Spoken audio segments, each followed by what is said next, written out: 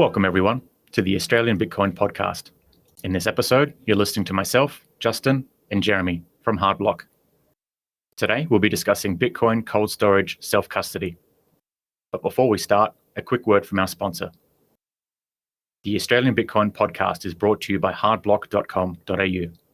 Hardblock is Australia's oldest Bitcoin-only exchange. They have no added fees and are optimized for dollar cost averaging. Sign up to Hardblock today using the discount link in the description below to receive free auto-send batched Bitcoin withdrawals for 6 months. All right, Jeremy, how's it going? Yeah, I'm pretty good. How are you? Pretty good too, yeah. Just did a news podcast. Now good to do something instructional for people as well. Yeah, well, I've definitely learned a lot from you about how to do this. And so I think it's a great opportunity to teach everyone else this free service that anyone can use and securely store their Bitcoin. Absolutely, yeah. Why don't we, before we get into the instructional part, we just sort of cover some of the concepts. Absolutely. Like why to do this. So we're talking about self-custody. Some people might even think, like, why do I want a self-custody? Couldn't I just keep it on the exchange or something like that? Yeah. I think any kind of hardcore Bitcoiner would say, that's an atrocious idea. I want to have my own Bitcoin. I want to hold my own keys. But, understanding why that is important. One of the things for me is just counterparty risk, the general idea that if you give someone else your Bitcoin, you are trusting that they are not rehypothecating or say lending that out to someone else. You're trusting that they're not investing that somewhere, or you're trusting that there's no potential scam or that they could be compromised in some way. And it might seem outrageous that that can happen. However, if you've been paying attention to the news recently, this is happening quite a lot. In Australia, we had btc.com.au. They've recently shut down. Yep. You've got, internationally, places like BlockFi, Celsius, and Voyager, as well as many others, pausing their withdrawals, requiring bailouts, now going through bankruptcy processes. And what people are finding out is that what they thought was funds secured in those services is not actually secured at all. They might not actually ever get their Bitcoin back. Or if they do, they might get back a dollar amount quite smaller than what they initially put in. Yeah. And this isn't isolated to Bitcoin or cryptocurrency exchanges either. We've seen bank runs recently in places like China, even potentially Canada, although it was never quite sure whether that was a bank run or just a conspiracy. But either way, there were deposits being frozen. It's happened in Sri Lanka, it's happened in Russia, and this is just in the last 6 months. If you look up something like bank runs on Wikipedia, you'll find that there's about 6 or 7 a year, which is quite a lot, internationally. So even money in a bank, which most people would think to be is secure and custodied appropriately, it's not necessarily their money. If push comes to shove, or there's a collapse or a debt crisis or something like that. Yeah, exactly. And this has been happening throughout history. It's not crypto and even just bank runs. Gold has been stored in vaults because it's in central repository because it's more convenient. But then over time, people realize, not everyone's taking the gold out. We'll print some tickets for this gold. And it's the same pattern has been playing out over and over and over. And the other thing with particularly Bitcoin is that if you put a lot in one place, it incentivizes people, possibly even employees of that company, to figure out how to get some out. Whereas if it's decentralized over billions of people, each amount is relatively small, and the incentive is not there for hackers to try and target every single person. But if you put it all in, Gemini custody, imagine how much they have under custody. Yeah, exactly. Supposedly it's best practice, but who's designing that best practice? Employees. Yeah, that's right. And they can be compromised. They could be corrupted themselves. Yep. Yeah. I think, just the general idea of not your keys, not your coins. Don't trust, verify. These are sort of what are the words? The ethos of Bitcoin. And so it's good to understand why that is and to try to adopt it. Absolutely. Because a lot of people think you need to have really complex security measures to protect yourself from, say, an adversary or a hacker. All you need is to not be the low-hanging fruit. Yes. So the low-hanging fruit is the honeypots. It's it's all sitting in a central server somewhere. It's all sitting in a central organization. That's the low-hanging fruit. You just don't want to be in there. Yeah. And generally speaking, you're going to be safe. Yeah. And that you look at that Solana hack that happened recently. That was seed phrases in a hot wallet. Yes. As long as your seed phrase is not on the internet, that's you're not low-hanging fruit. That's true. I found it really interesting that they tried to blame seed phrases in the first place to say this is a problem with BIP39. Yeah. I think, even if you had very complicated private keys which were not BIP39, these developers were sending them to a centralized server, and that's where they've gotten compromised from. So it had nothing to do with BIP39 or seed phrases. So people are probably then asking the question, well, if self-custody is a useful thing to do, how do you go ahead and do that? So I would say the optimum approach would be to try to use an air-gapped device in your process. So sometimes people refer to hardware wallets as an air-gapped device, but maybe taking a step back to just define like what is an air-gapped device. Yes. The whole idea of an air gap basically means that there's only air around the device and it doesn't connect to anything else. So that device should have like no internet, no Bluetooth, no wireless, no near-field contact or NFC. It depends on how far down that definition you go. Some people will say you can connect it with a USB cable and that should still be air-gapped if there's some sort of security within the device. Like hardware wallets have something called like a secure element, which basically says even if you connect it to another device, the seed can never come out of the secure element. But I think if you're taking it to the extent of the definition, you would say you don't want to be connecting it by USB cable to anything. You don't want any connection to another device or the internet. It needs to be like a standalone device essentially. And how, because some people might be thinking, well, how are you ever meant to communicate with that device? How hardware wallets like ColdCard deal with this is that they allow you to insert like a micro SD card. You can then take information off of your hardware wallet with that micro SD card and then put that into your laptop or your computer or whatever it needs to go. And if you need information from your computer back to the hardware wallet, you do the same process, a micro SD card. I would consider that an air gap. Some people might even go to the extent of saying that's not an air gap because you're still transferring information between other devices and that could be corrupted or vulnerable in some ways. I would say that's relatively low risk. So I guess what I'm saying here is that an air gap is no connection to another device, but it depends on how hardcore you want to go in terms of where that definition ends. I'd say for the most part, as long as you're not connecting something via cable or via wireless or Bluetooth or NFC, and you're instead communicating with other devices via something like a USB stick or a micro SD card or just an SD card, I'd say you've got a pretty good air gap device. Some hardware wallets try to do this, but you can actually do this with just a proper like a laptop or a phone or something that's dedicated to doing just this. Yeah, so I mean, I think we shouldn't scare people who have hardware wallets that are connecting via USB. No. You know, that is pretty safe. What we want to go through today is an air gap method that is free, which is really good if you're trying to DCA like a few bucks a week. You probably don't want to spend $100 on a ColdCard because you could spend $100 on Bitcoin. Exactly. So this is a way that you can do that for small amounts, or it can actually be quite effective for long-term storage where you're not planning to access it for 20 or 30 years. You don't need to spend. It's another use case for what we're going to go through. Definitely, yep. And there is some trust models involved with using a hardware wallet where if it's not completely open source, you're trusting that, say, the way that they generate the seed phrase for you is completely random and can't ever be predicted or calculated. Or of course, if you put your own seed phrase in there, you're still trusting the rest of the software in the device, that the secure element is secure enough, etc. So again, not trying to like fearmonger, because I think most of the hardware wallets out there are decent. When I'm thinking of like the ones that we've often not recommended, but kind of said, we've had a look, this is what we use personally, things like ColdCard, things like Trezor Wallet, Foundation Devices is another good one. I know a lot of people use Ledger. I don't personally like Ledger, but at the same time, from their track record of the hardware wallet itself, it seems like it's secure enough. I don't know about their email servers and everything else, but like it sounds like their hardware wallet is secure enough. So don't want to scare people away from hardware wallets, but this is a cheaper and more self-sovereign way of doing it, essentially. So I wanted to maybe talk about just briefly like what's easiest and most secure for beginners, and then we can jump into maybe what I would probably classify as a bit of an intermediate or advanced step. But to be honest, once we go through the instructional part of it, hopefully it becomes easy enough for beginners as well. So if you are a beginner and you think like, okay, I want this kind of air-gapped security protocol as a part of my saving my Bitcoin. So the easiest thing to do, although we've just talked about hardware wallets, is to just buy a hardware wallet, follow their instructions, because most hardware wallets are set up in a way where they are trying to have some level of air gap or an equivalency. So I would say, generally speaking, buy one of those hardware wallets, perhaps that we've just mentioned, or try to find an equivalent through your own research.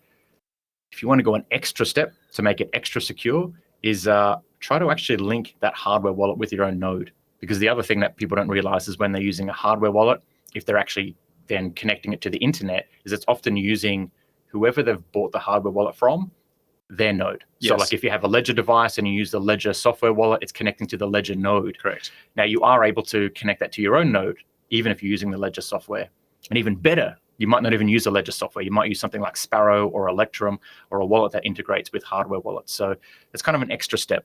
First step, buy a hardware wallet, follow the instructions. Next step, set up your own node, and then use a non-centralized open source wallet software like Sparrow or Electrum. And that, I think, for beginners, will have you pretty much covered and secure enough to when you want to start to dabble in perhaps what we're going to talk about next. Yeah, although I would argue that what we're doing is not really that much more complicated. And the great thing about it is you can just test it out because it's free. Yes. You could just do it, and we're going to show you how to do it. Send a small amount in, take it out again. For the cost of a few dollars, possibly less of Bitcoin transaction fees, you can actually test all this out at home for free with a basic computer. That's it. So I'll try to give a bit of a conceptual overview of what we're going to do, and then we'll just jump into the steps itself, because I think that'll just spur conversation. So we're going to set up on a air-gapped device, so a computer or a laptop that doesn't have connections to other devices or the internet. We're going to then set up a seed phrase, passphrase. So we're going to generate basically a bunch of receiving addresses belonging to a seed phrase that we create from scratch. And we're going to save that seed phrase. That way it's kept offline, and that's cold storage. But also we're going to then send Bitcoin to one of the receiving addresses that we generate and show how you can actually then spend from that in future. And so this is, I guess, the epitome of an air-gapped cold storage without needing a hardware wallet. Definitely.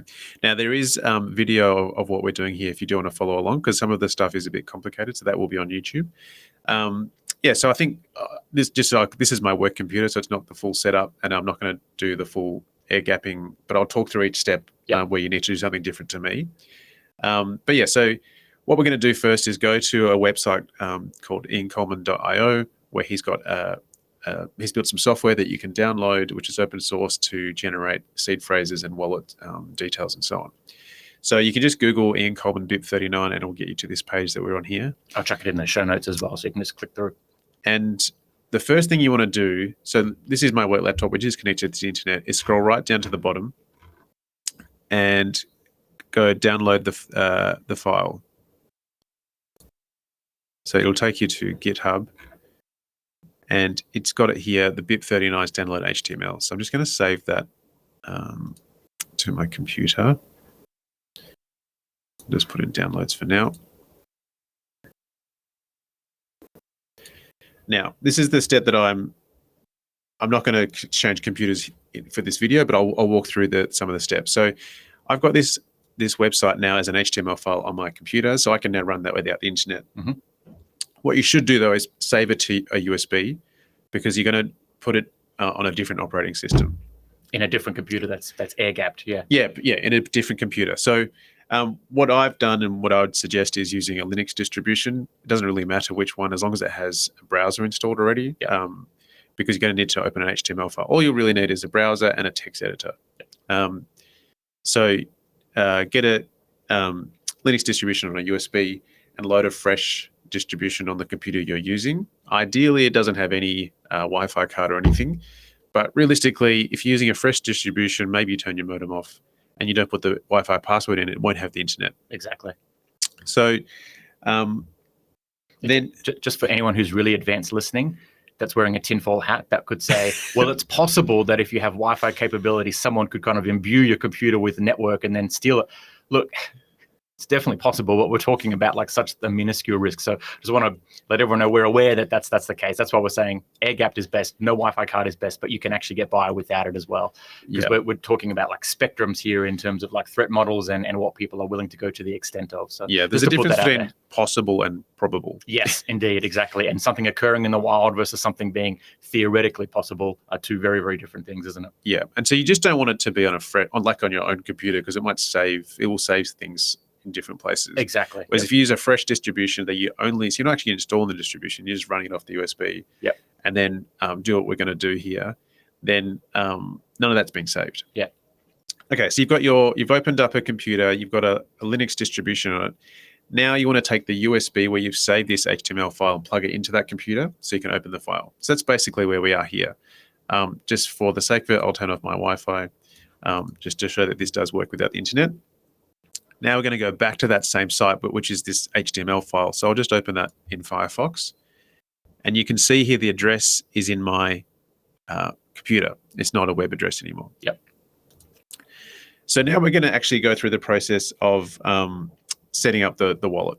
So basically this button here, generate, that allows you to generate your seed words. Now it allows you to choose even 3. Would you suggest 24 words, or what's your opinion on that? 12 is considered to be more than secure enough. And I know that we're going to add a passphrase here as well. So that would be well more than secure enough. But if you really want to go full on, then you can go 24 words. It just means more words to either try to remember, but also you're going to be recording them somewhere. So you're not just relying on your memory.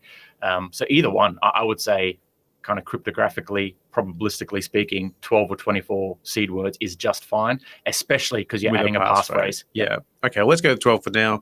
If you do feel like going with 24, I think it was 24 allows you to deal with computers like 30 years from now or something. So, exactly. Yeah. You know, like for me, you know, I'm thinking about, you know, if you're doing with super, it's 30 years away. Yeah. Maybe 24 does make sense. And that's only if you have just the 12 words. Yes. That statistic. So once you add a passphrase, you're adding like a whole other level of complexity because someone brute forcing it would need to know that you have a passphrase in the first place and not just guess your seed words, but then guess you have a passphrase and then guess what that passphrase is. So you're talking about you're protected from computers probably hundreds of years from now. Right. Okay. Well, there you go. Well, let's stick with 12 now because it's easier. Yep.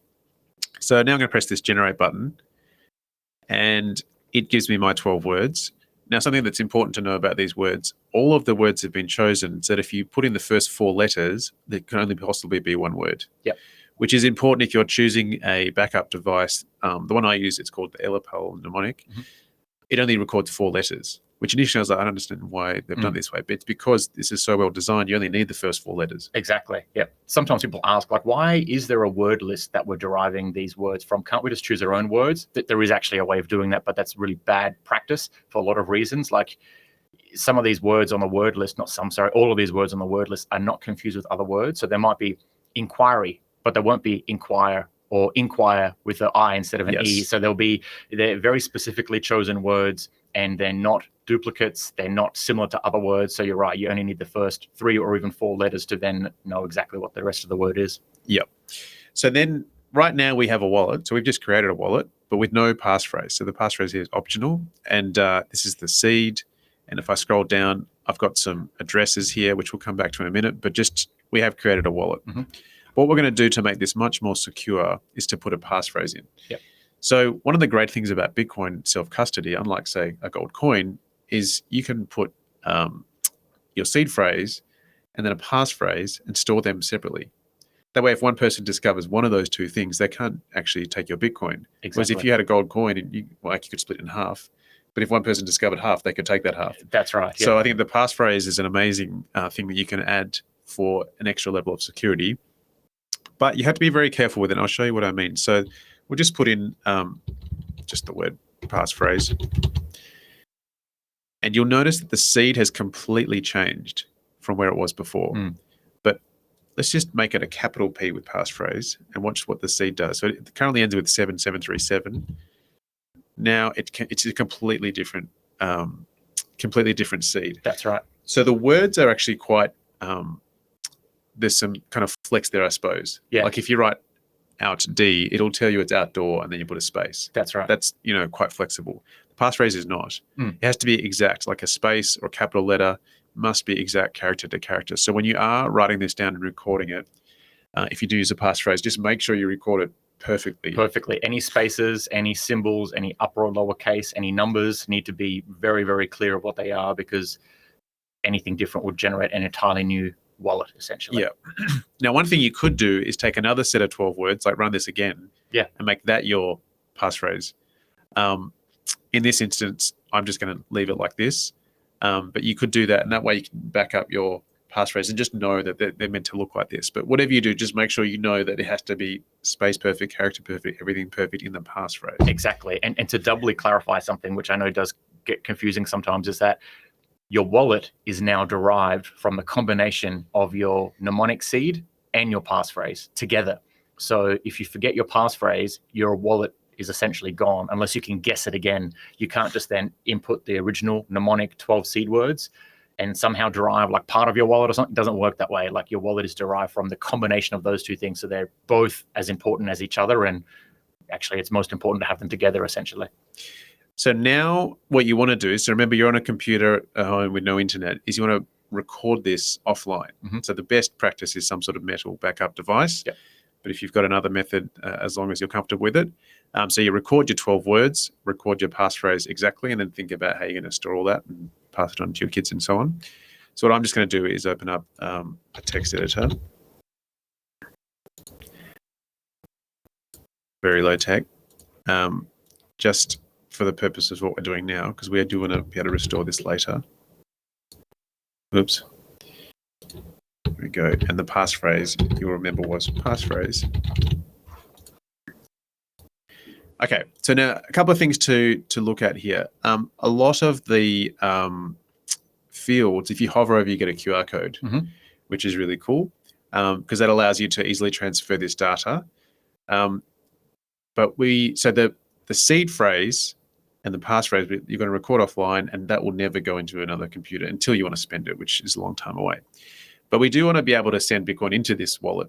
So we'll need some addresses. So we're going to scroll down to the bottom, and we're going to do something a bit technical here. Is we're going to choose the derivation path, which is basically kind of like which version of the addresses. So the more modern ones, you can use these older ones, but they have higher transaction fees because there's more data. So we're going to click on BIP 84, which is going to give you the more modern address that you might recognize, starting with BC1Q. Just out of curiosity, do you know why it's not BP141 or BIP 141? What do you mean by that? Why do we not click on the most modern one? Like, why does that show as 3? I'm putting you on the spot here, but yeah, I'm not totally sure. Oh, I found something that Justin didn't know about Bitcoin. You could click on the spec. You could click on the BIP 141 spec. It's all right. We can. Yeah, it's the first time we've asked Justin a question he didn't know the answer. That's right. That's a good thing. I was actually just going to say, for the derivation path, if you want like a good conceptual way of understanding it, your mnemonic and your passphrase is like your seed of a tree. Your addresses are the leaves on the branches of the tree, and the derivation path is like the stems and the branches that lead to that receiving address. So if you change the derivation path, you still have the same seed, but you'll derive completely different leaves on the tree, completely different, addresses on the tree. And the derivation path is not just the BIP that it relates to, but it's also like you see down on the page where you've got the BIP 32 derivation path. It's got this M84. The 84 is the BIP that it relates to, but then you got this 000, which is actually things like what coin is it, what account is it from, is it meant to be for change or just a receiving address? Right. So they all have meaning. So if you change any of those numbers, it'll actually generate completely new receiving addresses. It's like it's generating the same seed, but then it's actually creating different stems and branches that lead to different leaves on the tree. I found that very useful as a concept, like a visual way to think of it. That makes sense. And it's standardized this derivation path, which is why everyone uses the same one. So wallets know where to look because it's infinite otherwise. If you create your own derivation path, put it into a standard wallet, it might say this wallet has no Bitcoin. It's because it's checking the standardized branches and stems of that tree and saying it doesn't look like there's any Bitcoin here. But if you put in your very specific derivation path that you put in custom, which you shouldn't do, then it will find it. Yeah. So you always want to use the standardized ones because it's like an infinite amount that you could actually generate from there. Yeah, that's a good way of explaining it. I hadn't appreciated the subtlety there. I think one thing that is important to point out is this site does have a lot of very complicated things you can do. So we're just going through the basic functionality. But if you do want to go into that sort of detail, it's actually all here.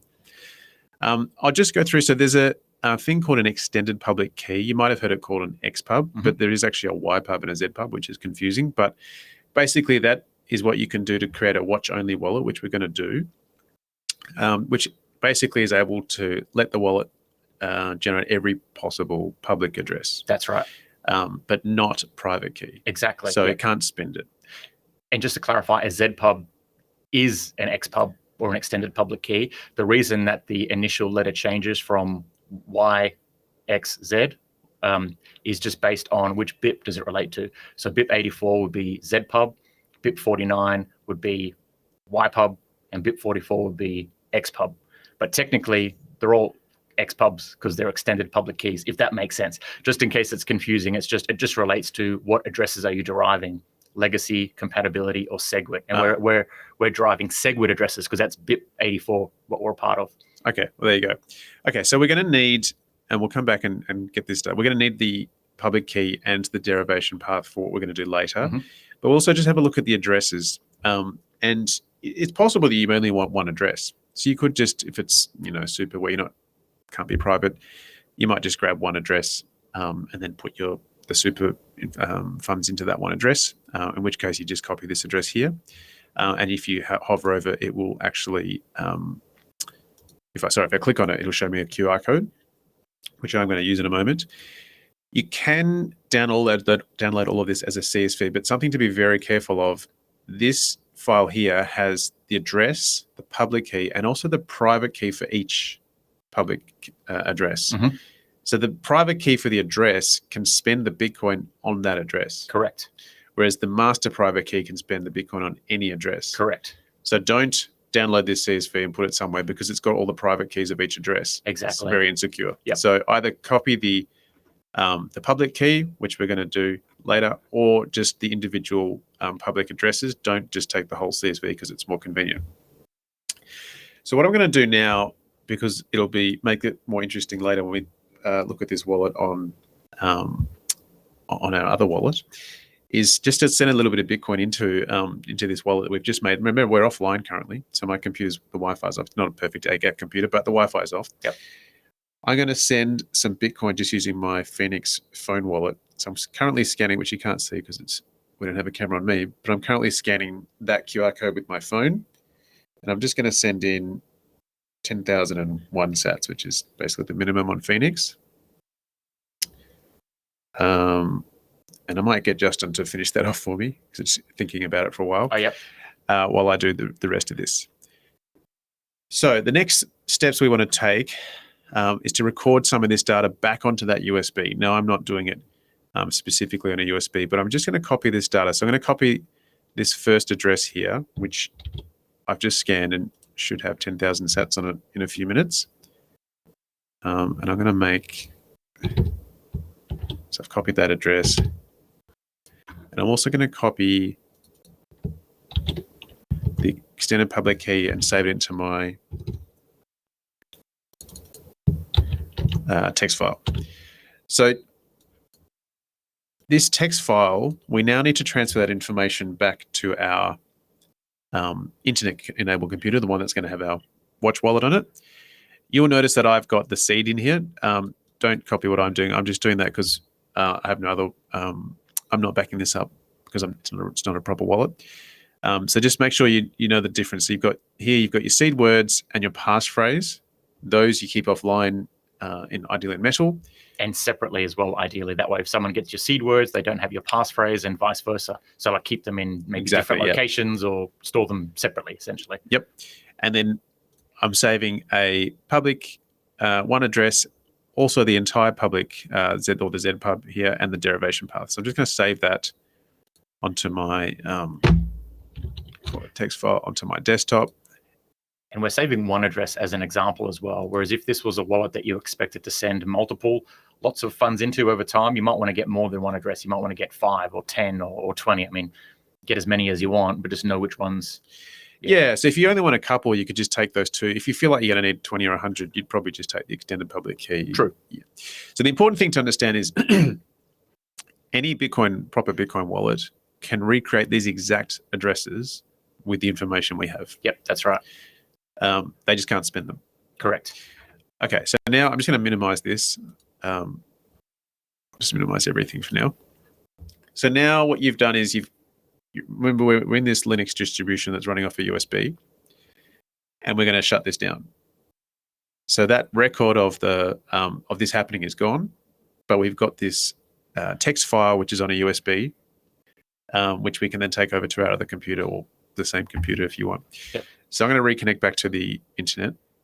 And if you want a really, really, really secure way of doing this, consider using Tails OS, because Tails OS actually it is Linux, and it runs just off of your random access memory, your RAM memory. So once you shut the computer down, it's considered to be completely amnesic. So it's after, if you know anything about RAM, once you shut down the computer, it has no electricity. It disperses all of the voltage in the next 1 minute. And therefore, if anyone were to say get access to that computer, there is literally no record of what happened when you were using Tails OS. Whereas theoretically, other Linux distributions may have, say, like keystrokes recorded somewhere, or some sort of data that's retrievable after you've, say, even wiped the computer and uninstalled the Linux distribution or something like that. So don't think that's too important for what most people are doing. But if you really want to go the full level of extent to feel like super secret agent, I would say use Tails OS. Well, Tails didn't have Firefox; it had Tor.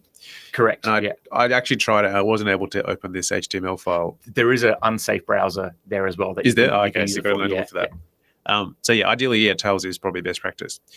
Okay, so now what we're going to do is try and create a watch-only wallet using the extended public key. So probably the best two wallets for this are Sparrow or Electrum. Yep. The version I have here is just Sparrow connected, which will connect to a public server.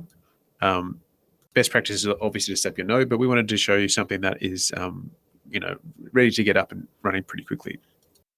So I'm going to create a new wallet here, and I'll just call it, I don't know, Ian Coleman. Create the wallet. Now I'm going to go xpub watch only wallet. And now I've got to put in the xpub and the derivation key. So I saved those before, so I'll put in my derivation path. Just going to copy and paste that there. And I'll put in the xpub.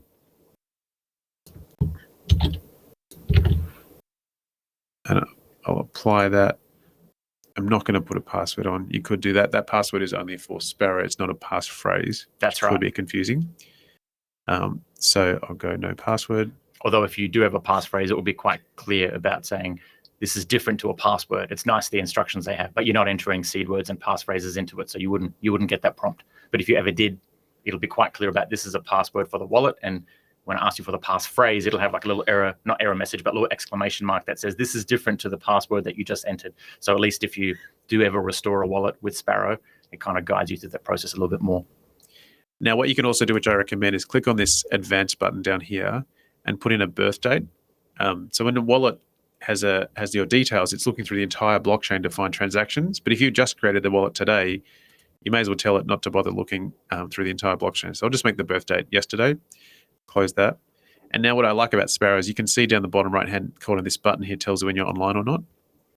So I'm now going to put this online, and we will see if this works. It's always fun doing things live. So it's actually scanned that very fast. There's only a day worth of transactions. That's right. Well, we're still connecting. So still connecting to Tor on my Phoenix wallet. But while we're doing that, let's just go through this wallet. So you can see this currently it's found no transactions. It's still actually loading.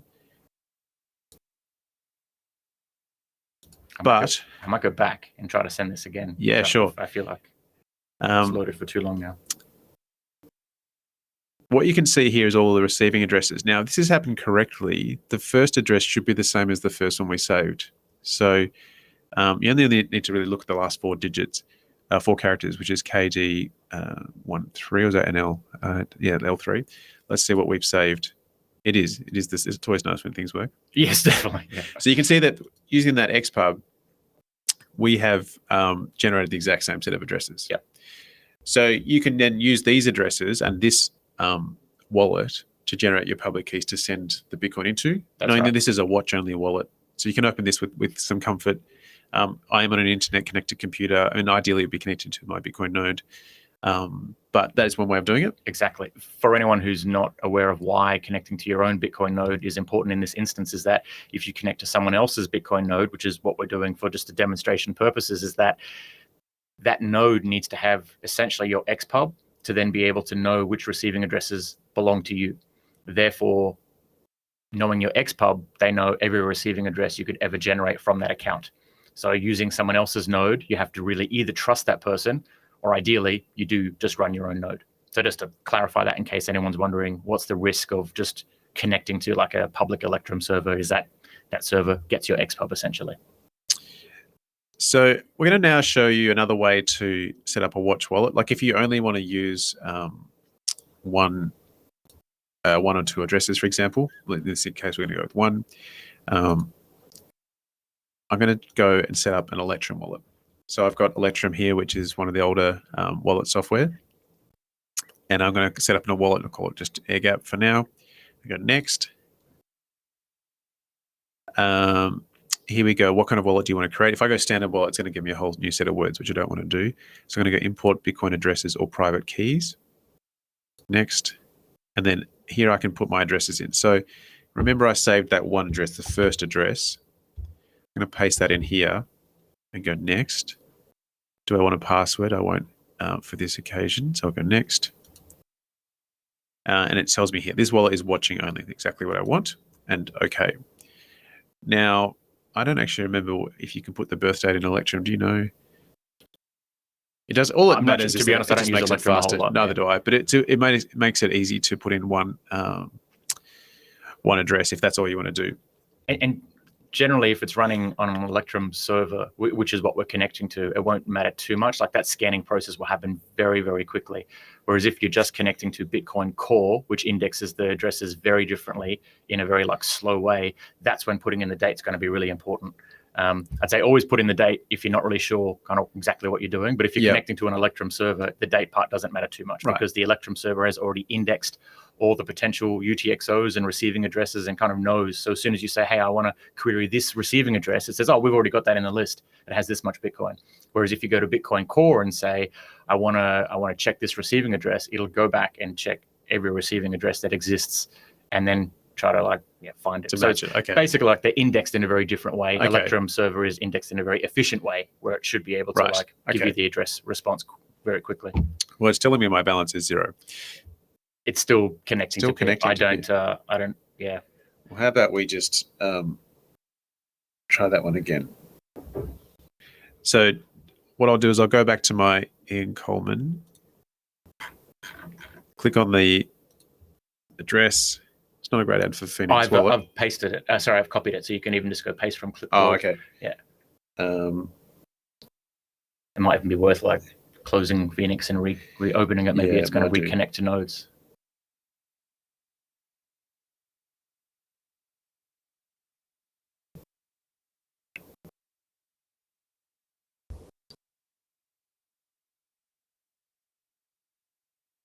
All right, so it's just restarting and it starts Tor. Okay. So I'll scan the QR code. It does still say connecting to peer.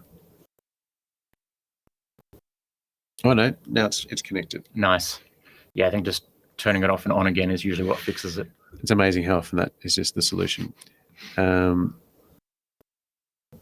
Prepare transaction. And pay. All right, so that should be in the mempool. So let's see what happens in wallets.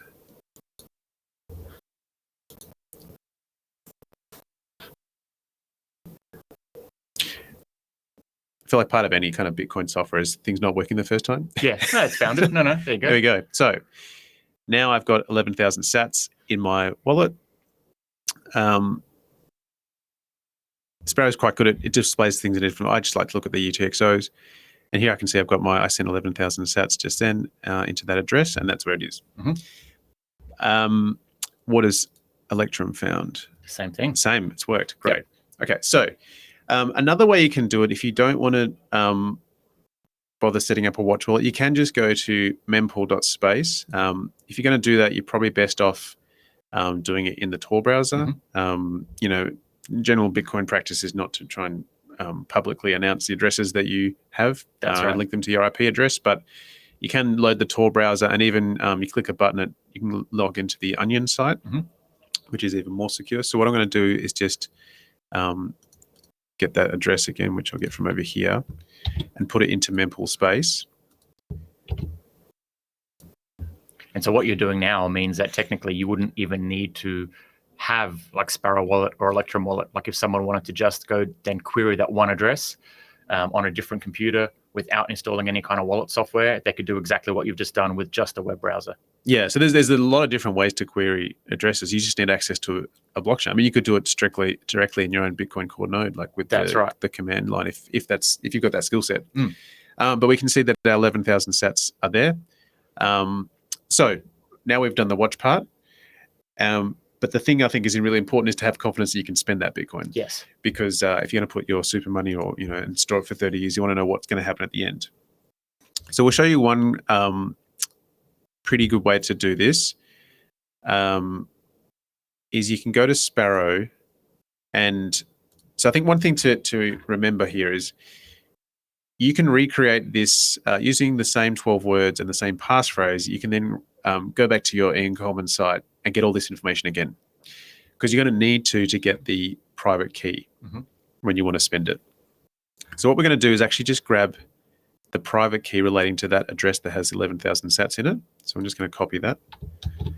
And we can do something called sweeping the private key, which I learned about yesterday from Justin. And I can go into Sparrow Wallet, go Tools, Sweep Private Key, paste the private key in there. And I'm going to have to change the script type to native SegWord, I'm thinking. That's correct, yep. Yep, and we've got ELHG. Is that the right address? No, KDL3. Sweep to...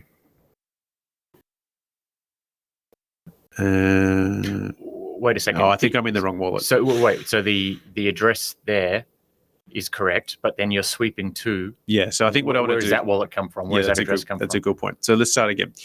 I've got a wallet over here, which is just a wallet that I've created. This is a hot wallet that I'm using right here. So it has the private key in it. So I'm going to sweep some Bitcoin, this 11,000 sats, into this hot wallet. So I'll start again.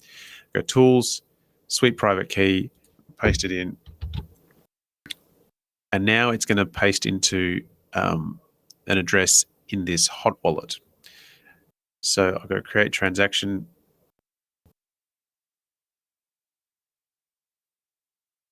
Insufficient funds to spend. Let's try that again. There we go. That's better. Again, nothing works the first time. Exactly. So I'll go broadcast transaction.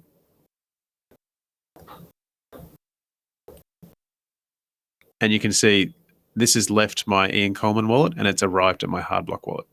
So I'm not going to spend that out there, but now I've got, that's in my wallet, that's a hot wallet I can spend. That's right. And you haven't needed to put in your seed phrase or your passphrase anywhere else. That's still kept offline in metal, essentially. All you've done is you've maybe entered it back into an air-gapped computer so you can get that private key.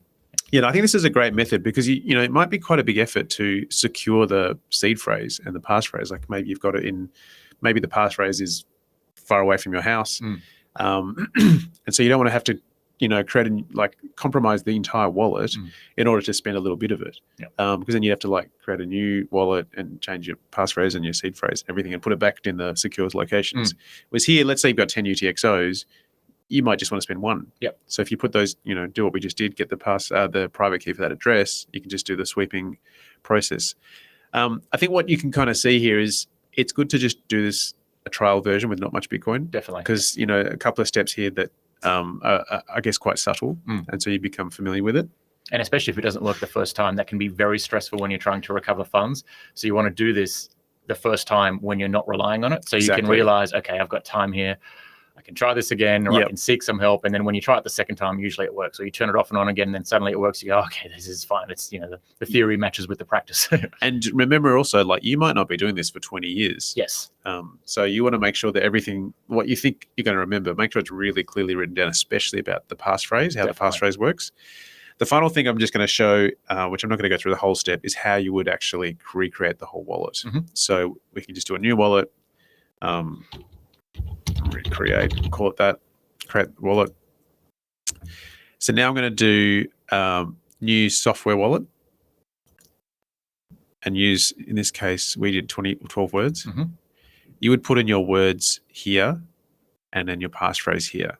So what's really good is you only need to put in small, like the first word is outdoor. Once I put in 4 characters, it tells me the word. So you'd put in your 12 words, put in your passphrase, and then basically follow the rest of the instructions. That's right. You click that create key store, and then you have a wallet. Or that wallet again. Yeah. So then you'd have access to send every from any UTXO. So yeah, I mean that's pretty much it. Like as I said, I think it's really worth doing this a few times. You can even do it on the test Bitcoin network if you want, and get some test Bitcoin from one of those faucets. If you don't want to spend real Bitcoin. you're not really spending it, you're just spending the transaction fees. If you're doing it with a low fee, it's really not going to cost you a lot, maybe Exactly. 50 cents or something for 50 cents transaction just to fees. learn it at a very, what I would say is practical and probably relevant level, just beyond the theory. And you remember it so much better when the time comes to actually use it again like that. Definitely. And if you think you're saving, $100+ on a hardware wallet, a few cents on a transaction fee just to test this out is really good. That's right. And I would argue that you need to really go through the whole process with a hardware wallet, the spending and recovering, to be confident with that as well. So you're probably best off doing it this way. So I think this is a really powerful free option that you've got. It's great for if you want to save a small amount, or if you just want to store it for like 10, 20 years, and you don't want to worry about having, because like in 20 years your ledger or your ColdCard might have died. Yeah, exactly. But right. your seed words in metal won't. True. I think it's just a good educational way of doing it as well. Like the Ian Coleman website, the fact that it'll show you, okay, from your mnemonic and your passphrase, this is the seed, like the very original private key seed. And then here's how everything else is derived from that point in terms of like that extended public key, individual receiving addresses, their individual public key, their individual private key. Like that stuff is very confusing, even when you have it on the page. Yes. But it's even more confusing if you're using just like a ledger and it says, here's your receiving address. And you think, well, how's that come about? Yeah. It doesn't tell you anything about the derivation path or the BIP that it's using, or the fact that there's a private key that relates to that one address. Like it doesn't really give that information. And that, they've done that on purpose. It's like you abstract away the complexity so people can kind of just get their feet wet with it. But if you want to learn a bit more about how all these things work behind the scenes, I think the Ian Coleman website is a really good way to get your head around it.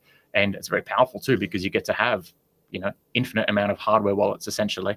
Yeah, exactly. And I think what's just amazing to me is that you can generate a wallet offline, send Bitcoin to it, and recover it. Like how amazing is the design of Bitcoin that you can just do that? Yeah, it's. I remember when I first got into, it was crypto back then rather than just specifically Bitcoin. But I always had the conceptualization that to have a receiving address work, it needs to be online. Like you need to have your wallet come online for a moment so the internet can be like, oh, okay, this receiving address exists, so now you can send money to it. But it's just, the receiving addresses are more or less like potential calculated addresses from like almost an infinite amount of seed words and things that you can derive. And once you start to understand that, you can kind of do more or less everything offline, except when it comes to spending, of course, you've got to transact that somehow. Yeah, it's an amazing piece of software. I mean, it's worth playing around with, even if you don't need to store any Bitcoin, just to learn how it works. And for people that do use something like just a hardware wallet or a ledger or whatever it might be, often if you're setting it up for the first time, the instruction is to eventually delete that wallet and then reset it up again, just so you can make sure that you can restore everything from the seed phrase and passphrase that you've got recorded on steel or whatever it might be. I think Ian Coleman, that website, is actually just a good way to like cross-check, to say like, okay, can I restore this in a different wallet? Because if I can restore what I just put into my ledger again with my ledger, that would make sense. But can I actually restore it in a totally separate wallet? If you have like a ColdCard, maybe you do that with that instead. But I think Ian Coleman, it's there, it's free, it's accessible, it's secure. So it's just a good way to give you that peace of mind of knowing that I can restore this anywhere and it should generate everything as it has just then. And you can do that offline too. I mean, you can't check the address, the Bitcoin in the addresses, but you can check the addresses are correct. True, that's right. Yeah. That's probably a good place to leave it. I think so. I'll link to a guide around air-gapped devices that Armin the Parman put together, because that explains a bit more about like, how do you find an air-gapped device, or how do you make one yourself, as well as the Ian Coleman website and anything else we've sort of like dabbled in but haven't explained like in a lot of detail. I'll try to chuck in the show notes as well. And if you've got any queries, please reach out to us. We're always happy to discuss this stuff. Otherwise, I think experiment, kind of get your feet wet. That's the thing that actually makes it make sense the most and makes you feel very secure about your Bitcoin. For sure. Otherwise, thanks, Jeremy, again for your time. No worries. Thanks, everyone, for listening. And until next time.